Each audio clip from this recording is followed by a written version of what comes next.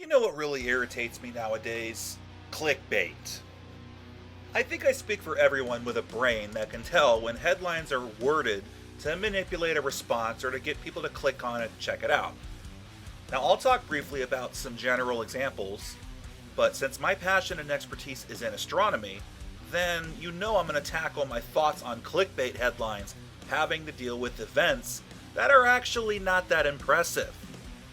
And this just goes about for any subject, topic, or personal interest, and we know exactly why everyone, including myself, is guilty of doing it. We're trying to get internet traffic directed towards us. Nowadays, everything is flying past you with a quick swipe or a fast click at lightning speed that you really only see what catches your eye. And no matter how many people reached by this piece of media, a high percentage, anywhere between 70 to 90% of the comments or reshares, never actually digest what the article, video, presentation, whatever it is, has to say.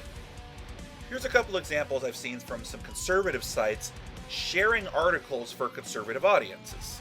First headline would be, "Husband allows wife to cheat on him." And yeah, most of the comments are the ultra-religious going, "Oh, what is wrong with the world? How could he be such a cuck and not man up, blah, blah, blah." But I remember when I actually did check it out and read the article, turns out the wife was bisexual, developed a relationship with another woman, and the guy still gets to sleep with both of them. I fail to see how the story matches up with the headline. Okay, by Christian standards, yes, it could be considered sexually immoral, but for the consenting adult, none of your fucking business standards? Who does this really affect personally? Especially because the guy in the story seems to benefit the most.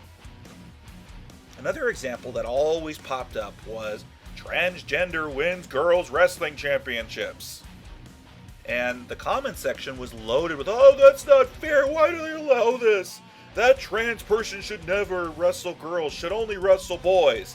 Turns out it's a female to male transgender who petitioned to wrestle against boys, but the state wouldn't allow it due to birth certificate laws. All the people who just assumed it was another Fallon Fox case clearly didn't read the damn article. And that's an example from another section, from another field or whatever, and you can find examples anywhere. But as an astronomer, I love trying to promote celestial events and raise awareness on some really awesome things to see. I know the difference between something that casual viewers and dedicated observers alike would find impressive and the events that casuals wouldn't even know are happening unless they're told. If I promote something on those pages, then it's worth checking out by my standards, and if I don't promote it, then it's nothing. But what I most often see? Headlines promoting crap that's nothing. Take the July 4th lunar eclipse, for example. Every major media news outlet seems to be sharing about this lunar eclipse that will be visible over the USA while people are celebrating the 4th of July. Now that's great and all, except the headline fails to mention the fact it's a penumbral lunar eclipse, not a fucking total. For those who don't know what a penumbral eclipse is, well, here's another astronomy lesson for you kids out there. There's two shadows the Earth projects. The inner part, which we call the umbra, or the outer part, which we call the penumbra. Umbra is Latin for shadow, where penumbra is Latin for almost shadow. With a penumbral lunar eclipse, all that happens is the moon passes through the outer shadow and doesn't get close to the part that actually projects the darker shades of red we see in a total eclipse. Even a partial eclipse sees partial red, partial white. With a penumbral eclipse, all that happens is part of it gets to the outer shadow, and whatever does go into the outer shadow gets a slightly darker shade of bright white, while the rest is normal. To the naked eye, you really won't notice it's happening. The only way you can really notice it is through photography. So yeah, penumbral eclipses are really not that impressive on the celestial scale, and they're honestly not worth promoting. But anything for clicks, right? To an astronomer, pretty much anything having to do with a full moon is not worth promoting, unless it's a total lunar eclipse. "Oh man, it's a supermoon! It's like a 16-inch pizza versus a 15.5-inch pizza. You really won't notice the difference." "It's a worm moon, a wolf moon. Hey, they say this full moon has a name, man. All full moons every month have a goddamn name. It's not my fault you never bothered to Google it. Turn that off and come here, look at it. In a minute. Hurry up.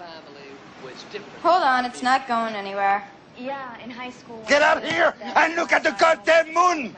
It's glorious. It's pretty different. I bet it was. And what did he do? It's not like I've never seen the moon before or anything. Where is it? Be out again in a minute. It's a penumbral buck moon lunar eclipse on 4th of July, man. So, will you even notice the eclipse is happening if we didn't tell you? No! I've seen headlines hyping up a black moon, which is the second new moon in a month, and then people in the comments going, I'm gonna go out to the desert to see it. It's a new moon, moron, you won't see it. So yes, it irks me a lot when these events are overhyped and overpromoted. The reason why I seem to be on a crusade against this, instead of, just enjoy it for what it is, man, stop being a bully, is because it's hard enough generating interest in space and astronomy. While I professionally do astronomy outreach, with everyone's attention span on social media being like chipmunks on NyQuil, casual viewers often can't tell shit from apple butter. In the case of the July 4th penumbral eclipse, if all people did was base their information off cruddy clickbait headlines, then they're gonna anticipate viewing a blood moon that will never happen. Or if it's their first ever experience finally viewing a lunar eclipse, and nothing happens that they notice, you get people going, well wait, is that it? And then they lose their interest in astronomy. Which in turn makes it harder for people to check out the quality content that I actually try to put out. Well, you're just mad people get their information elsewhere and don't check out your stuff. Well, yes! Who wouldn't be if you were in my shoes? You know something's wrong when fucking flat earthers have more subscriber disciples than I do. So yes, clickbait articles irritate the hell out of me. And if you're still listening, I'd love to hear your comments on this. And please give examples of something from a subject that you're interested in. I shared my passion, please share yours. I'm your heavy metal astronomer, Desert Coyote 22, and thank you for listening.